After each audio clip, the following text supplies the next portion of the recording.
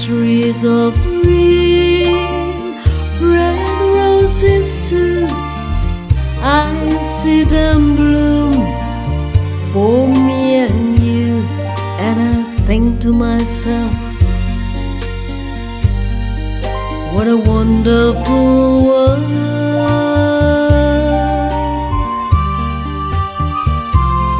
I see skies of blue and clouds of white, the bright blue sea, the dark sacred night, and I think to myself, what a wonderful world.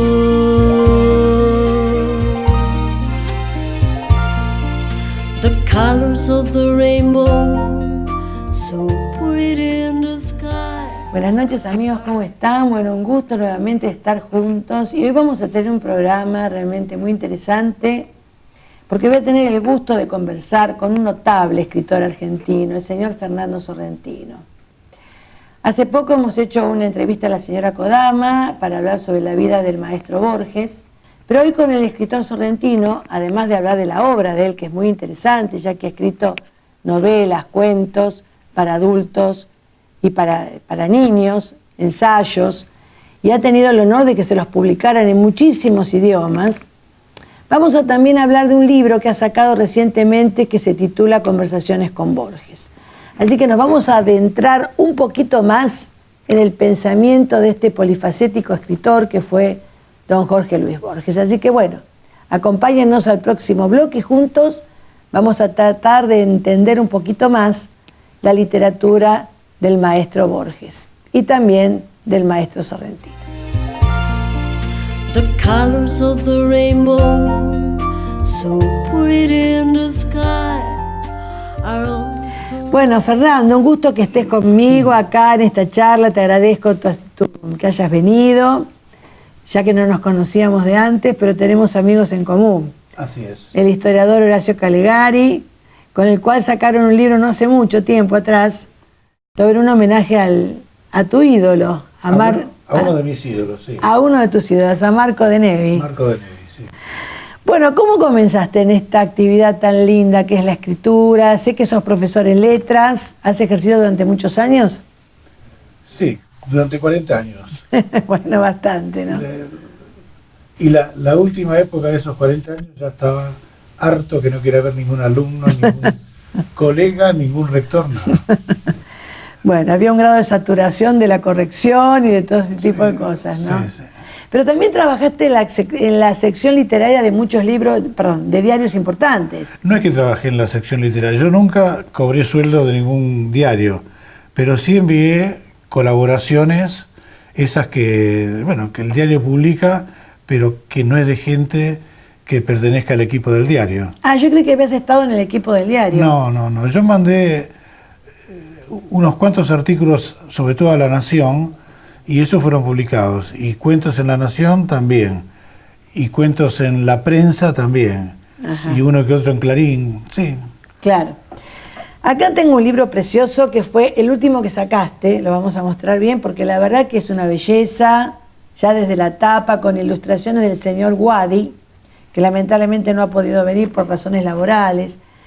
Pero vos ya habías escrito antes, ¿no? Un libro sobre conversaciones con Borges.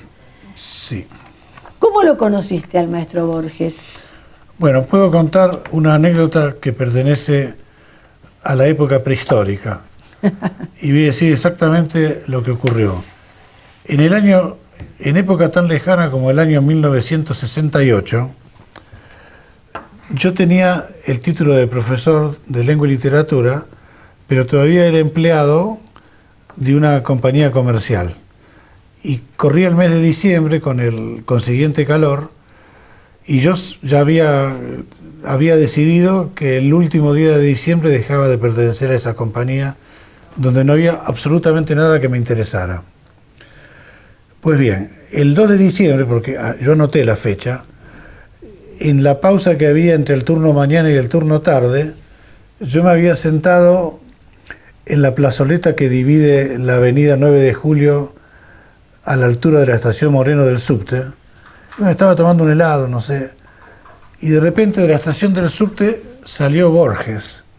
Entonces yo tiré el helado al diablo, qué sé yo, y corrí a saludarlo. Me imagino. Y algo muy infantil en mí, para hacerle ver que yo era devoto de él, bueno, no sé, lo saludé, no sé todo lo que le dije, y le digo, y usted sabe que yo sé de memoria muchas poesías suyas. Ahí está la foto con Borges. Exactamente. Y para probarlo, que yo era un buen alumno, le empecé a recitar su poema El Tango, que yo sabía y sigo sabiendo de memoria. ¿Dónde estarán? Pregunta la elegía de quienes ya no son más. Le recité 3 o 4 estrofas, él me esperó con inaudita paciencia y después me dijo, caramba, qué gana de perder el tiempo leyendo esas tonterías. Ese humor que tenía él. Borges, bueno. Bueno, ahí lo conocí personalmente, yo nunca lo había visto, lo conocía de fotos, de televisión, de cosas así. Y bueno, no mucho tiempo después, una editorial diminuta quería hacer una colección de entrevistas, de libros con entrevistas a escritores importantes. Y me preguntó si yo me animaría a hacer uno. Bueno, yo como en ese sentido tengo bastante audacia, le dije, sí, yo puedo hacer, pero tengo que hacerle a un escritor que me guste, porque no voy a ir a uno que no me guste y decirle, usted es un estúpido, escribe todas estas taradeces y yo tengo interés en conversar con usted. No. No, seguramente. Entonces, digo, mira, yo le podría hacer o a Marco de Nevi o a Borges, que son ídolos míos. Y me dice, bueno, Borges por la edad y por la trayectoria ahora es más importante. Empezar con Borges, a ver si... Bueno, ahora bien, la editorial no me dio ninguna infraestructura, me dijo que le hiciera, bueno, y yo, estamos hablando del año 70, 1970, yo no conocía a nadie, no tenía ninguna vinculación. Claro, con Borges. Ni con Borges, ni con ninguna editorial, ni siquiera sabía cómo funcionaban las cosas. Ajá. Entonces empecé por lo más fácil, por lo más elemental. Fui a la Biblioteca Nacional de la calle México, subí las escaleras y lo que era la oficina del director, con tímidos nudillos, golpeé, toc, toc. Salió una mujer, que supongo que era la secretaria, y le dije cuál era mi propósito. Y me dijo, bueno, espera un minuto. Y al instante salió Borges, al pasillo, decir, como un gran hombre, decir, sin hacerse desear, sin hacerse ver que él era muy importante como para salir. Era muy humilde, era muy humilde. Muy humilde. Era muy humilde. Justamente eso se debe a su grandeza. Claro, la humildad. Si hubiera sido un pelafustán de estos que están ansiosos de Sí. gloria, se hubiera hecho desear, venga otro día. Venga otro día, hoy no lo puedo atender aunque esté desocupado. Exactamente.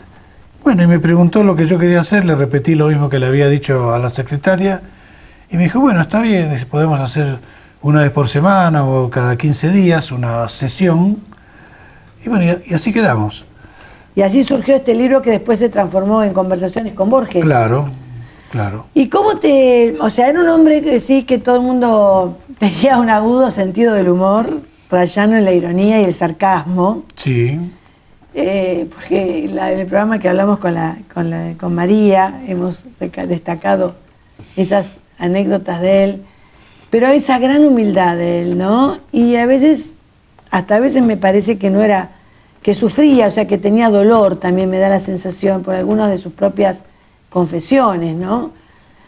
Pero leyendo este libro, un hombre que muy llano, en el sentido de que se avenía a lo que escuchaba al otro, eras muy joven, imagino, cuando lo entrevistaste, no se ponía en el pedestal de yo soy el escritor, lo que yo digo es lo que vale, por lo que yo leí acá, sino que a veces vos lo contradecís o lo corregís y él acepta con sencillez. Sí, sí. ¿Es así? Es así, bueno, eso demuestra la grandeza. La grandeza de él. La grandeza de él, porque si hubieran sido una persona acomplejada o temerosa de quedar mal parado, se hubiera puesto a la defensiva. Borges nunca estaba a la defensiva, estaba ahí muy relajado, muy contento. O sea que se sentía muy seguro de sí mismo. Y claro. Claro que y sí. ¿Cómo no se iba a sentir seguro de sí mismo? Con lo que era.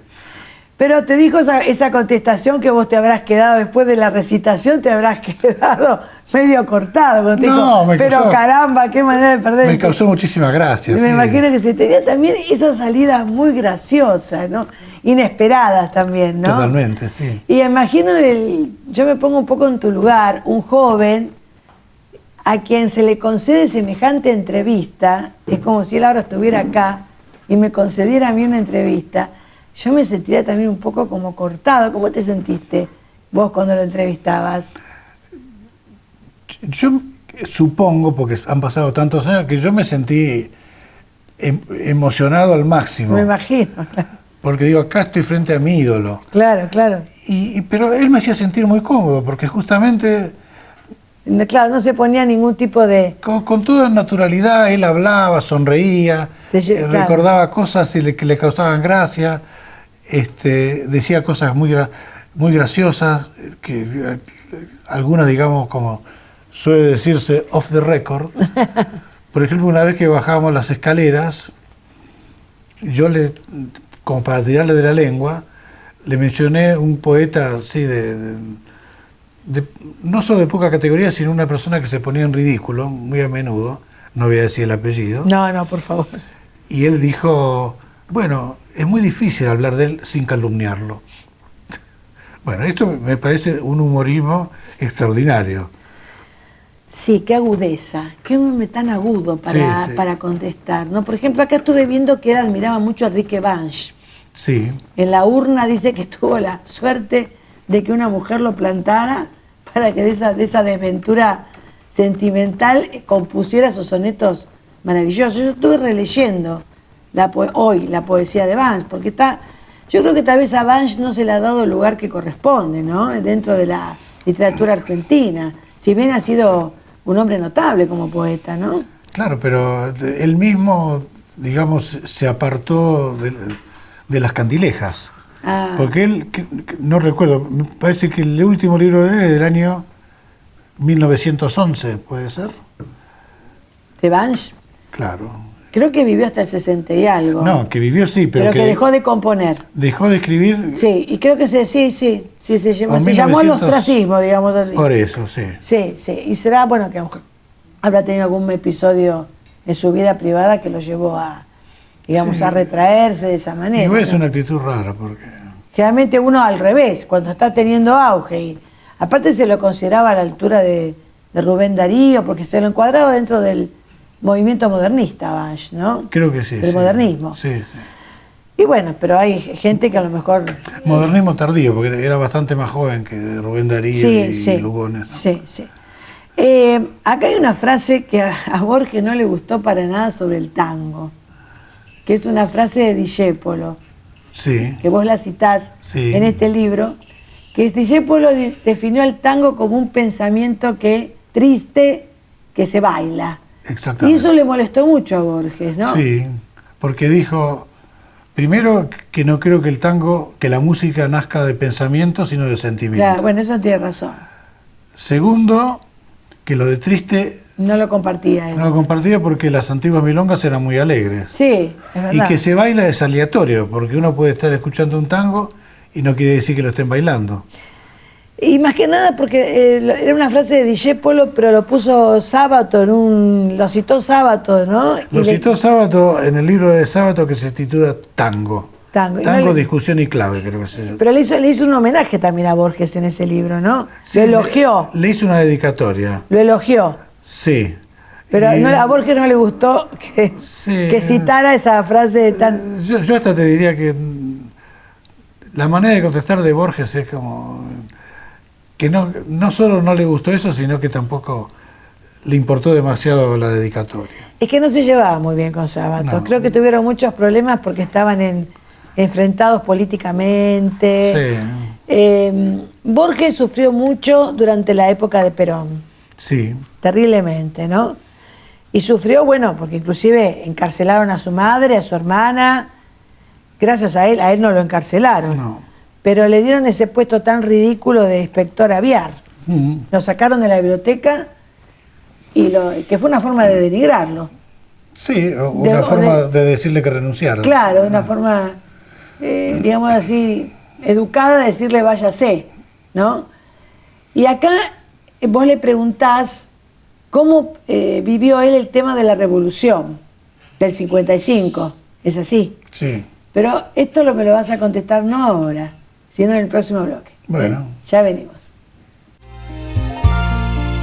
The colors of the rainbow, so pretty in the sky, are also on the faces of people going by.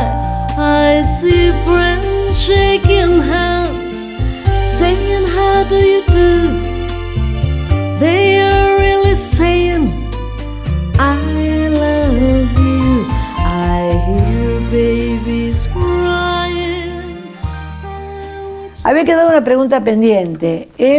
Vos acá en el libro le preguntás por el tema de cómo vivenció él la revolución del año 55, ¿no? ¿Dónde estaba él? ¿Qué estaba haciendo?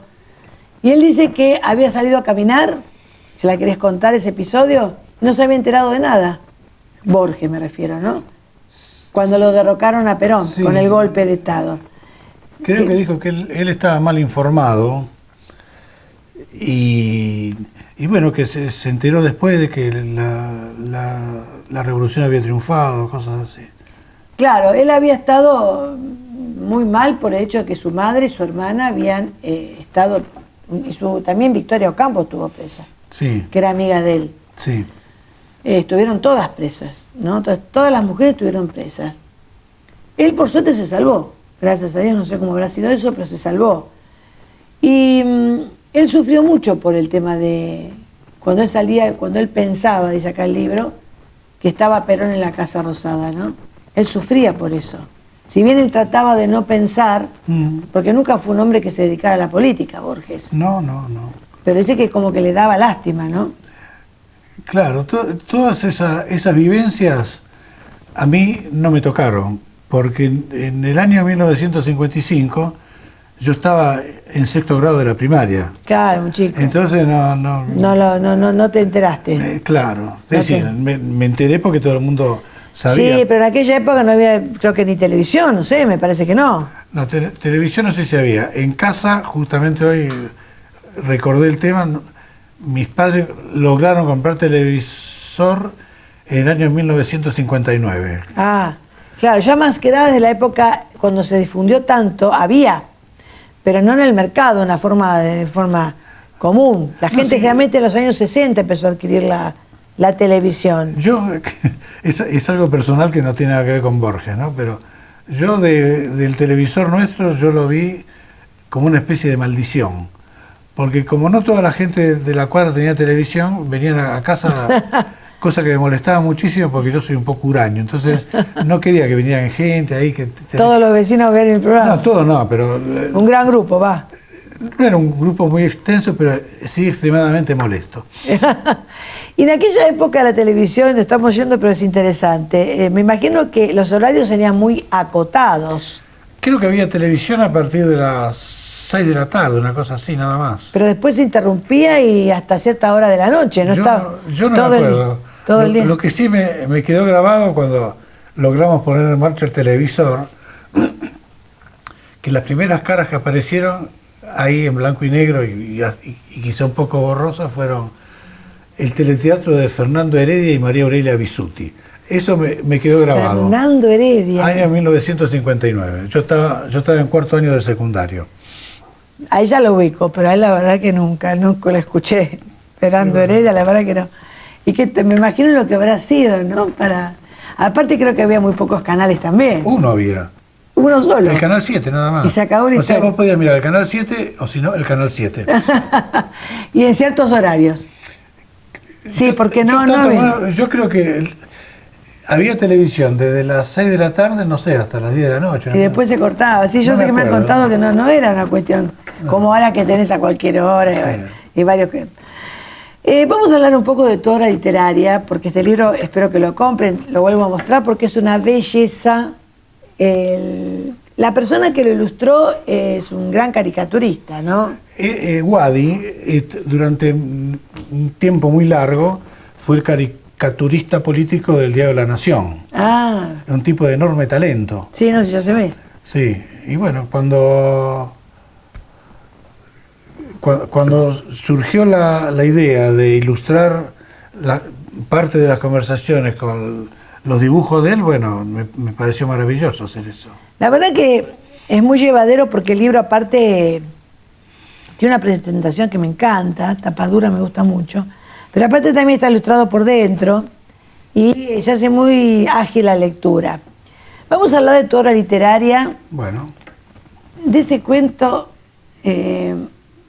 existe un hombre que tiene la costumbre de pegarme con un paraguas en la cabeza. En la cabeza. Tus cuentos, algunos, yo he leído algunos, no conozco toda tu obra, hay que ser honesto, pero he leído algunos y tenés un sentido del humor bastante particular también, ¿eh? Así dice. Que tal vez eso te conectó bastante con Borges, porque él también tenía un sentido del humor bastante particular. Pero te cuento de ese hombre que tiene la costumbre de pegarte o de pegarle al personaje, no hay que confundir el escritor con el personaje.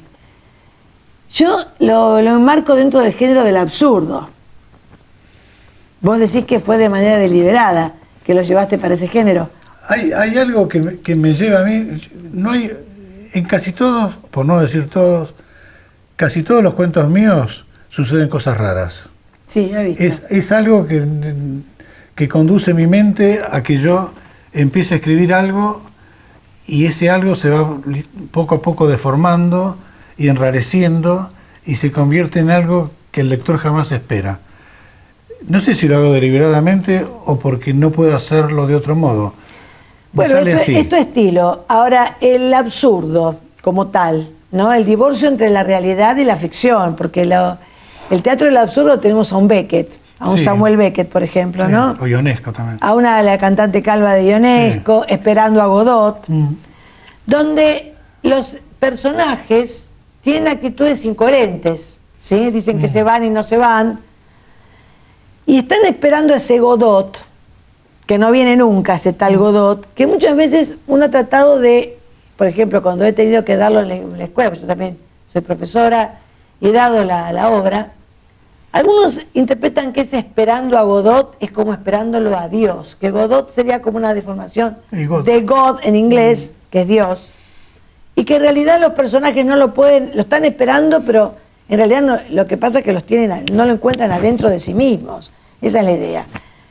Eso es lo absurdo. Ellos lo esperan como alguien que va a venir de afuera y en realidad lo tendrían que buscar dentro de sí mismos. Y acá, de este hombrecito que le pega al protagonista con ese paraguas, a mí se me ocurrió interpretarlo como la propia conciencia de la persona. ¿Podría ser la conciencia del personaje? Bueno, lo que voy a decir es lo que ya dije unas cuantas veces y además hasta escribí un artículo sobre eso. A ver. Muchas veces hay gente que me pregunta, ¿qué quiso decir usted con el personaje que le pegan? ¿Qué quiso decir usted con el hombre que está dominado por un mosquito? ¿Qué quiso decir usted con los 50 corderos vengativos? Bueno, yo no quise decir absolutamente nada. Yo empiezo a escribir y me dejo llevar por lo que se me va ocurriendo. La primera oración engendra una segunda. Y seguramente, claro. La segunda una tercera y así sucesivamente. Pero yo no quiero simbolizar nada, no quiero dar ningún mensaje, nada.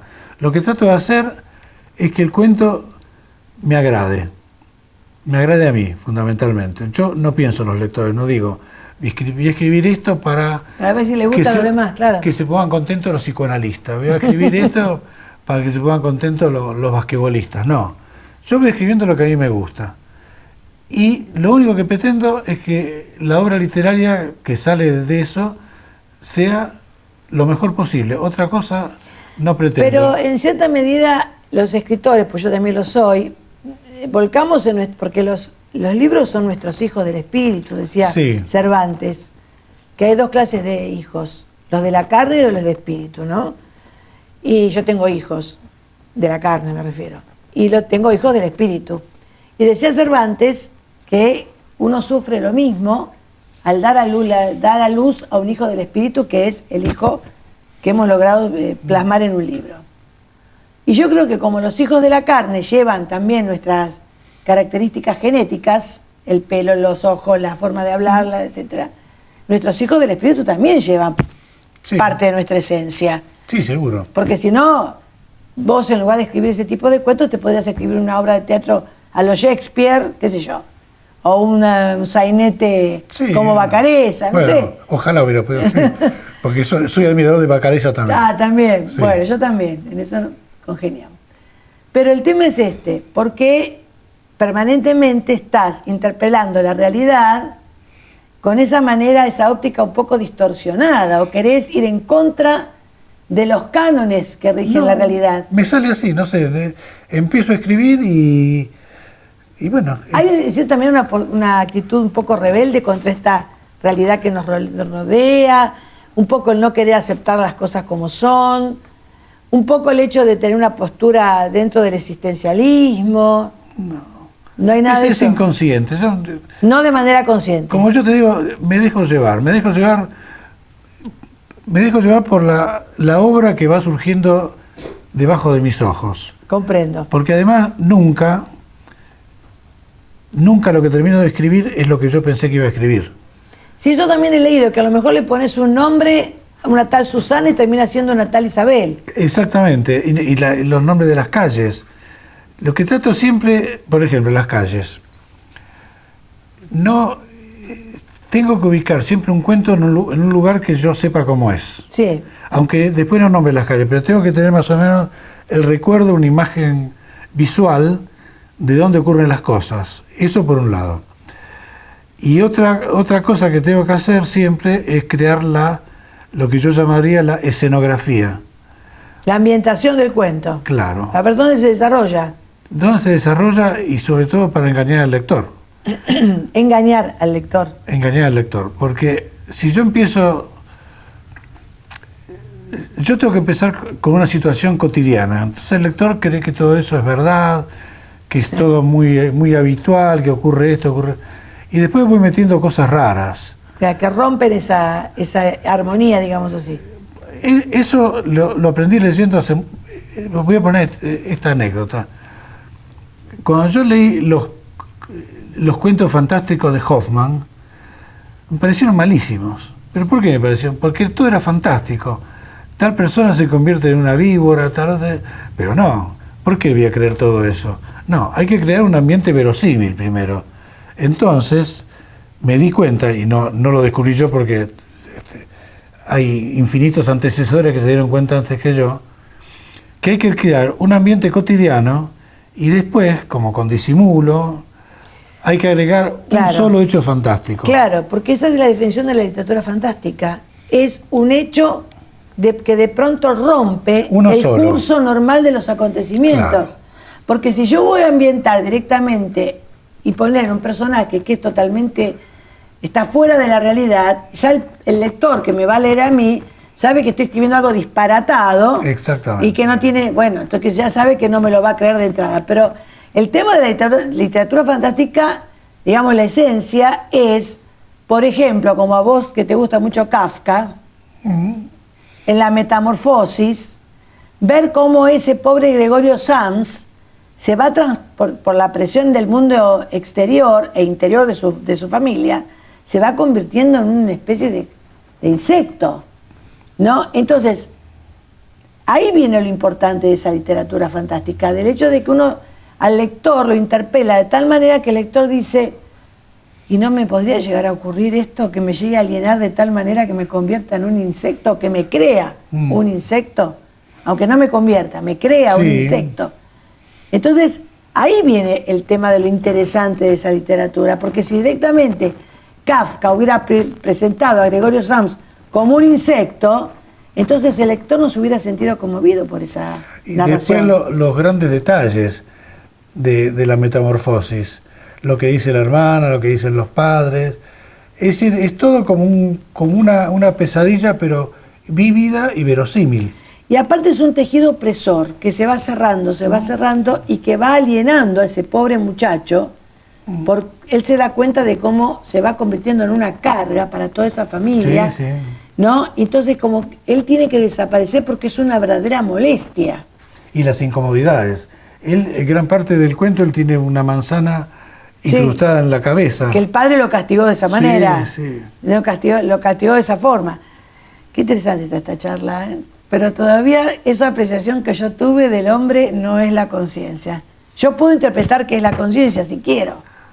Yo siempre digo que no solo ese cuento, cualquier otro, todas las interpretaciones corren por cuenta y riesgo del lector y yo no me hago responsable. Son válidas también, ¿no? Es que son las únicas. Escúchame, yo como lector, ningún libro, esto no es un invento mío, ningún libro tiene los mismos lectores. No. Si yo leo el Quijote, lo veo de una manera. Por supuesto. Y lo lee otra persona y va a ver otras cosas y así.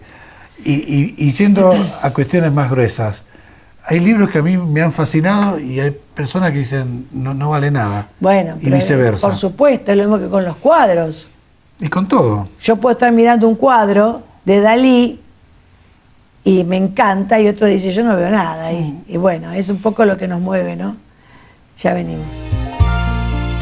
The colors of the rainbow, so pretty in the sky, are also on the faces of people going by.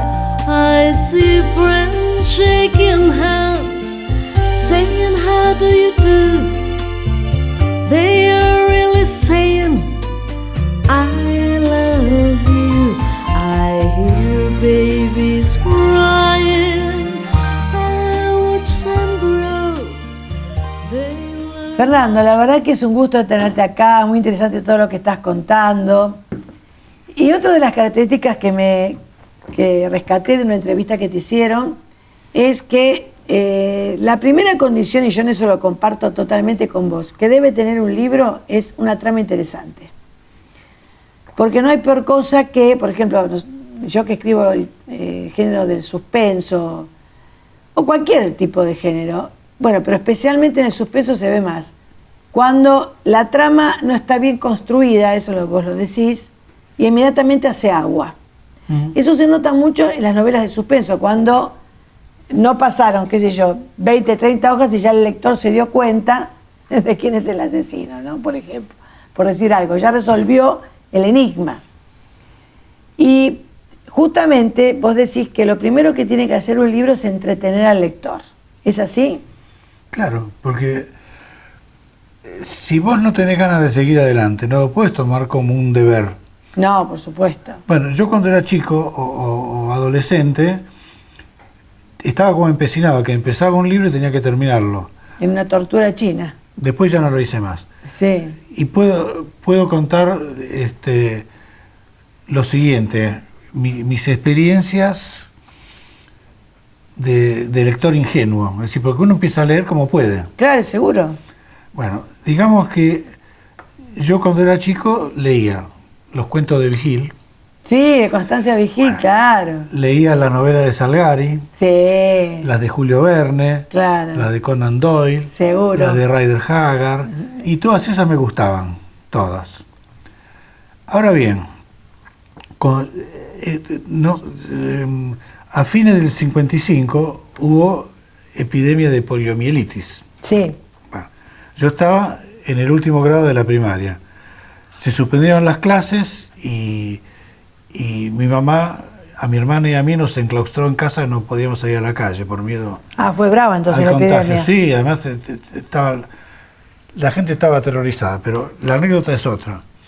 Que cuando se levantó esa especie de prisión y yo salí a la calle, yo vivía en la calle Costa Rica, en Palermo, que era un barrio humilde, no era como es ahora, glamoroso. Sí, me imagino, Palermo, Hollywood. Claro, en el año 55 no era Palermo. No era Palermo, Hollywood. Era Palermo del Pacífico.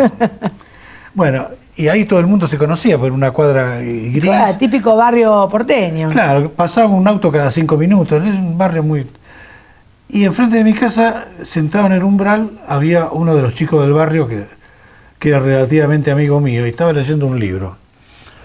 Y yo me acerqué, un libro enorme, gordo, y estaba así, medio con cara de desagrado. Y dice, no, este libro me lo regalaron para mi cumpleaños, yo no tengo ganas de leerlo, no me gusta. ¿Lo querés? Digo, sí, me lo regaló. Un libro así. Fui a casa, empecé a leer y digo, pero esto es fascinante, no lo podía dejar. Digo, qué hermosura, qué hermosura. Y el libro tendría como 600 páginas. Cuando llegué al final dije, qué lástima que terminó. Nunca he leído nada tan hermoso como esto. ¿Y qué era? Era David Copperfield. Ah, Dickens. Pero qué lindo, todo lo que ocurría ahí no me interesaba, me ¿Y apasionaba. tan chico? ¿Qué edad tenías?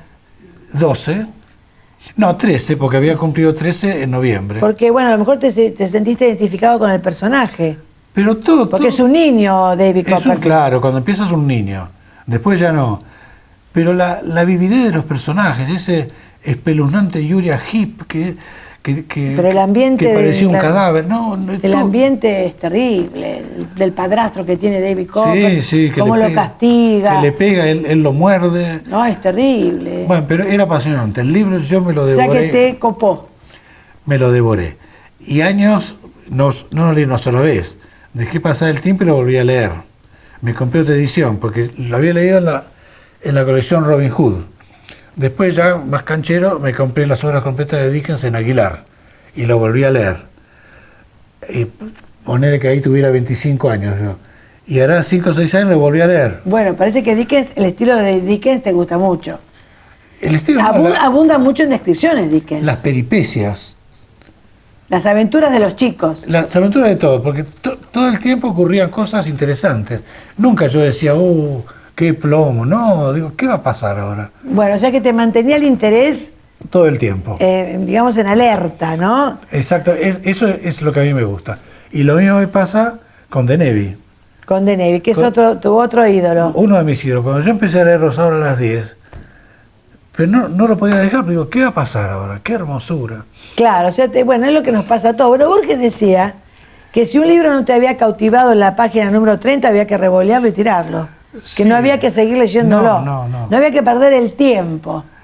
Sin embargo, con aquella actitud mía de leer por obligación, me llevé una grata sorpresa.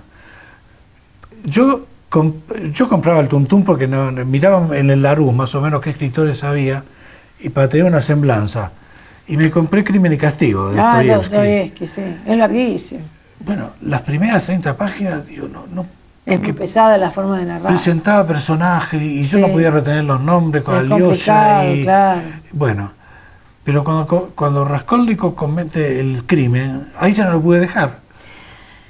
Es que la hondura que tiene Dostoyevsky, a mí también me gusta mucho Dostoyevsky, pero claro, es un escritor del siglo XIX, hay que tener la paciencia de los escritores del siglo XIX. Yo creo que es una cuestión de método, porque él, si mal no recuerdo, las primeras páginas presentan muchos personajes sin que ocurra nada. Claro, la descripción. O sin que ocurra nada importante. Seguro. Ahora, cuando se comete el crimen, trama, claro. ya no lo pude dejar. Claro, a mí me gustó mucho Príncipe Idiota de Dostoyevsky. Sí, también lo recuerdo vagamente, porque después me compré las obras completas. O sea, la editorial Aguilar tiene una deuda conmigo. He incrementado su capital con unos cuantos libros. Bueno. Yo lo leí para la facultad, era una niña de 18 años, Príncipe Idiota me enloqueció, me encantó, me gustó muchísimo. Pero ahora lo traté de retomar y no lo pude aguantar. Y yo leí Los Hermanos Karamazov y no recuerdo una palabra ahora.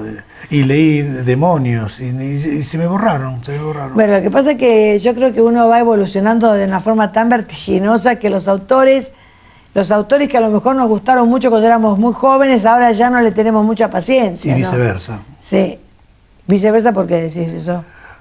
Porque yo a veces recuerdo mis libros y digo, que a mí me gustó, ahora no me gusta. A mí me pasa también eso. Y sin embargo, alguno que no me gustó tanto, si lo releo, me gusta más que antes. Y bueno, significa tengo un ejemplo escolar.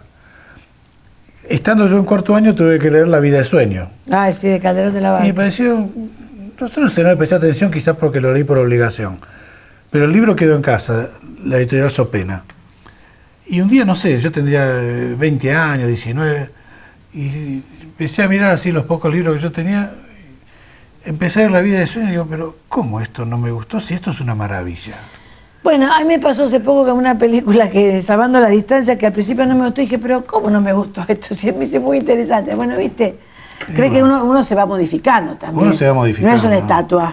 Uno tiene 16 años y ve las cosas de un modo, sí. no tiene tanto vocabulario, a lo mejor... Y también los estados anímicos que uno va transitando, porque a veces uno si está en un determinado estado anímico, determinada literatura no le hace bien. Bueno. Después si está de otra manera, lo puede llegar a... Bueno, el asunto fue que mi segunda lectura de la vida de sueño fue la segunda lectura, pero no la última, lo leí un montón de veces después. y puedo recitar de memoria la introducción y los dos final, diálogos. El monólogo de Sigismundo, que es la vida, un frenesí. Que es la vida una ilusión, y el mayor bien es pequeño. Y que toda la vida es sueño y los sueños son. Todo el tema barroco, ¿no? Del tema de la ficción, del onírico, del sueño, ¿no? Y además, como buen barroco, lo pongo entre comillas, lo canchero que era Calderón, porque decía las cosas de una manera y después las decía en orden inverso, como diciendo, ven, yo hago lo que quiero con las palabras. Los retruécanos de barroco.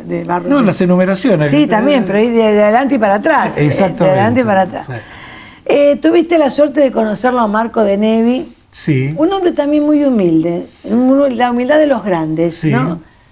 Este señor, hicimos varios programas porque con nuestro amigo en común, Horacio Calegari, él ha escrito muchos libros, él ha tenido una amistad muy particular con de Nevi. Claro. Aparte por ser vecinos. Claro. Y también ustedes se reunieron, 4 escritores, el profesor Delaney, el escritor Álvarez Castillo, Calegari y vos, para hacer un homenaje a Marco de Nevi.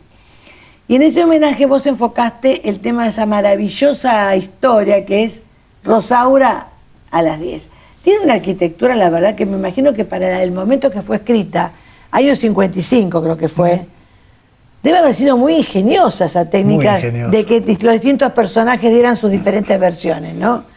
Y que después fue llevada al cine y que fue maravillosamente interpretada por ese maravilloso actor que fue Juan Verdaguer. Una maravilla, sí. Que fue nacido para hacer ese personaje, porque vos no me vas a decir que no daba el physique du rôle de Camilo Canegato. Y además la vocecita aguda que tenía. Pero era un personaje, lo buscaron justo. Cuando la falsa Rosaura llega a la pensión, que todos gritan Rosaura, Rosaura. Sí. Y se acerca a Camilo. Camilo está así y dice, ¿cómo le va? Sí. Que todos esperaban que le iba a abrazar. Sí, ¿cómo le va? Sí. Y aparte, la bellísima Susana Campos, sí. Que realmente también da el physique du rôle de Rosaura, porque Rosaura era hermosa. Claro. Según el cuadro que, ¿no? Sí. Y ella daba... Y con el vestido de fiesta. Una belleza. Sí. ¿No? Y aparte, muy bien hecha esa película. No me acuerdo quién la filmó. Soffici. Mario Soffici. Mario Soffici, sí. Sí, Mario Soffici. Después se hizo otra versión que no fue lo mismo. Pero esa fue maravillosa. Es que es así. Como yo vi primero la película que el libro. Entonces mi retina quedó para siempre Verdaguer como Camilo Canegato. No le puedo ver otra cara. No, es verdad. Y la señora Milagro, María Luisa Robledo. Qué maravilloso. Y María Concepción César Matilde. Ya me quedaron esas caras para siempre y no estoy dispuesto a modificarlas. Y la señorita Eufrasia, Amalia Bernabé. Amalia Bernabé. Qué maravillosa era Amalia Bernabé. La parte de Rosaura del libro, digo, en que expone la señorita Eufrasia con el discurso indirecto libre, que dice, la señorita Eufrasia sintió un súbito cansancio y no pudo evitar que su oreja quedara pegada a la pared. Era recontra chusma. Recontra, bueno. En el próximo bloque seguimos hablando con este señor tan simpático, tan inteligente y un escritor también notable. Ya venimos. The colors of the rainbow, so pretty in the sky, are also on the faces of people going by. I see friends shaking hands, saying how do you do. They are really saying I love you. I hear babies crying, I watch them grow. Me estuviste contando que tus libros y tus cuentos han sido traducidos a muchísimos idiomas y que has hecho un viaje muy interesante no hace mucho, en el recreo, como digo yo, por casi toda Europa, yendo a conferencias y hablando sobre tus cuentos y tus temas. Ahora, el público de esas conferencias era que le traducían, porque vos inglés no hablás, no dominás ningún idioma. No, pero tampoco hacía falta, porque en Inglaterra me llevaban, el libro estaba traducido al inglés. Sí. O sea que llegaban algunos concurrentes y el que hablaba era el editor mío. Ah, Y a lo sumo, si a mí me hacían preguntas, siempre había algún profesor del departamento de español de la universidad que traducía. que traducía. Sí, Claro. así que no fue un obstáculo en absoluto. Y anduviste por muchos países, ¿no? ¿Qué te parece? Sí, en ese momento fueron 5. 5. Pero de un tirón fue excesivo. Sí, porque fueron muchos días Fueron 51 días y con no demasiados días, de descanso. descanso, no demasiados días, es decir, cuando en Inglaterra, que fue todo muy vertiginoso, yo terminaba de aprender cómo se abrían las canillas del baño del hotel. Y ya te tenías que ir para otro Teníamos que ir a lado. otro donde el sistema era diferente. Bueno, qué interesante. Estuviste en Inglaterra, Alemania. No, de Inglaterra nos fuimos a Israel. Ah, Israel es maravilloso. Sí. En Israel lo mismo, me llevaron con los alumnos de la Universidad Hebrea de Jerusalén, bueno. En fin, eran todas cosas muy, muy agradables, pero que me cansé. Y es De que Israel muchos- fuimos a Italia, a la tierra de nuestros antepasados. Sí, sí, tal cual. Y mira, ahí me llevaron, ahí fue mucho más tranquilo porque no era tan vertiginoso. Estuve en Roma, en Milán. Tuviste tiempo de contemplar un poco el paisaje, de estar, de Claro. conocer. Y además otra cosa que me vino de arriba. Resulta que un estudioso del tema descubrió que yo era descendiente de Chilentani. Chile. El Chilento es una región de Italia que está en el sur. Ajá. Y entonces este hombre de Italia se tomó el trabajo de averiguar quiénes en alguna rama del saber se habían destacado en el mundo. Bueno, parece que yo me destaqué y el tipo averiguó que mi bisabuela nació en Piagine.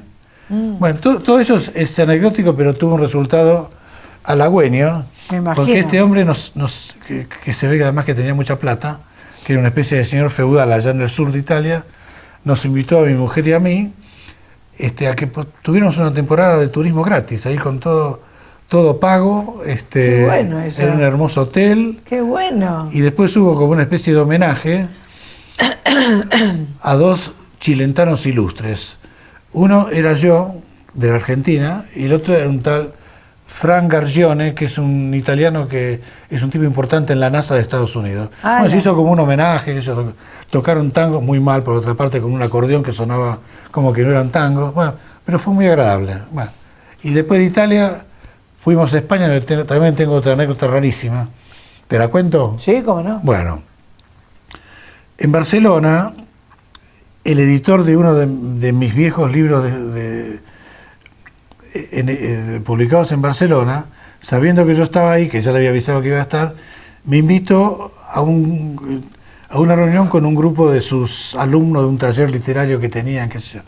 Bueno, me empezaron a hacer preguntas y una persona me dice, que era argentina, me dice, ay, ¿vos sos admirador de Denevi? Digo, sí. Dice, bueno, yo vivía en la cuadra de Denevi, Ay, en Sáenz Peña. Qué increíble.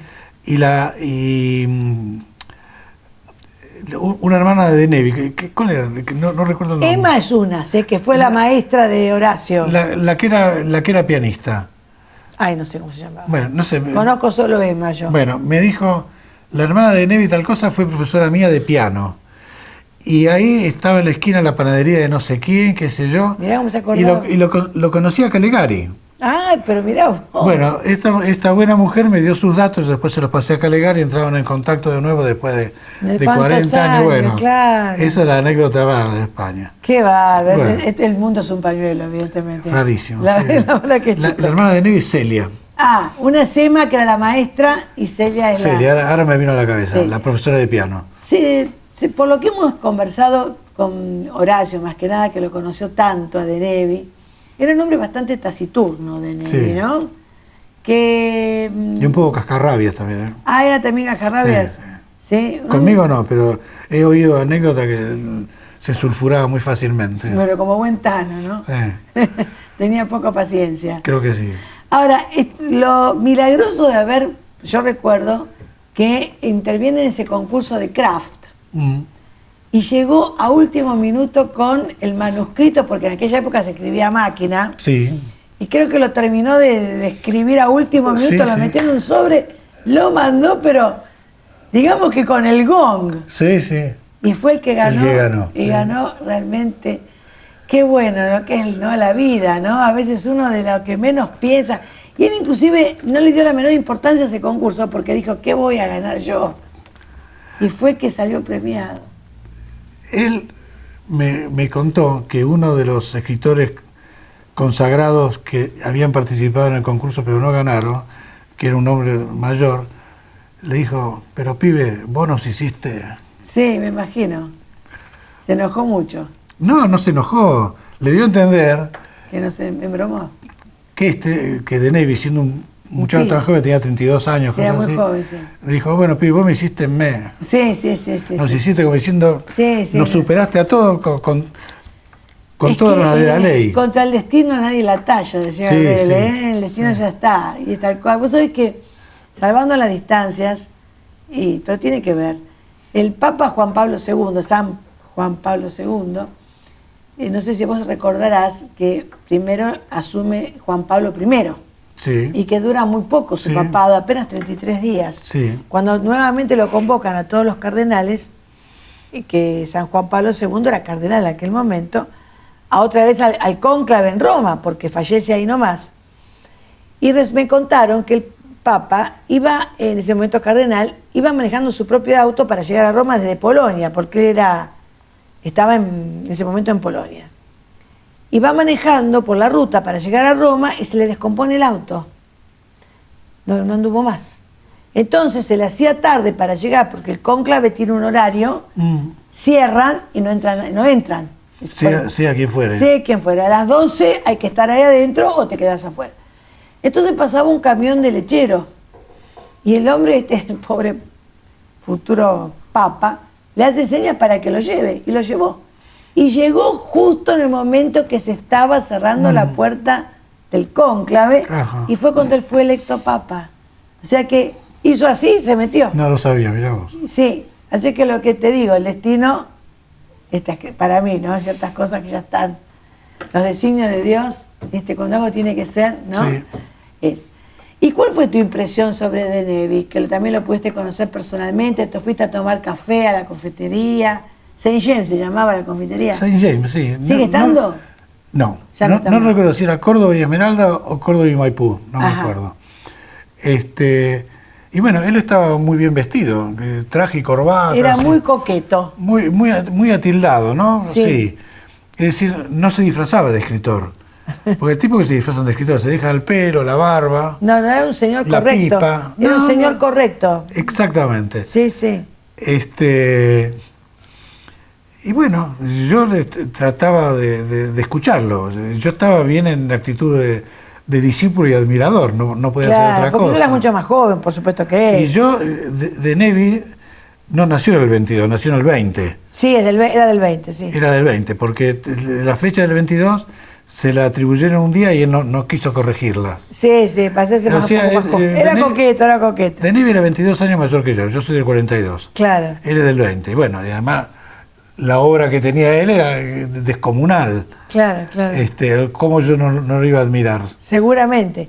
Y aparte el poder estar compartiendo un café con el escritor al que uno admira, no se da todos los días. Sí, eso. además que él era muy campechano, no se ponía en ídolo.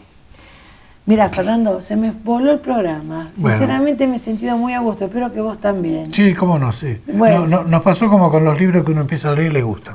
Bueno, muchas gracias. Lamentablemente te tengo que despedir, pero las puertas quedan más que abiertas, para otra oportunidad que con mucho gusto me gustaría que volvieras. Bueno, con muchísimo gusto volveré. Bueno, muchas gracias. Y nosotros nos despedimos así en la compañía de este gran escritor y de gran persona también. Será hasta una nueva emisión de Protagonistas por Siempre, Dios mediante. Gracias. I see trees of green, red roses too. I see them bloom for me and you, and I think to myself, what a wonderful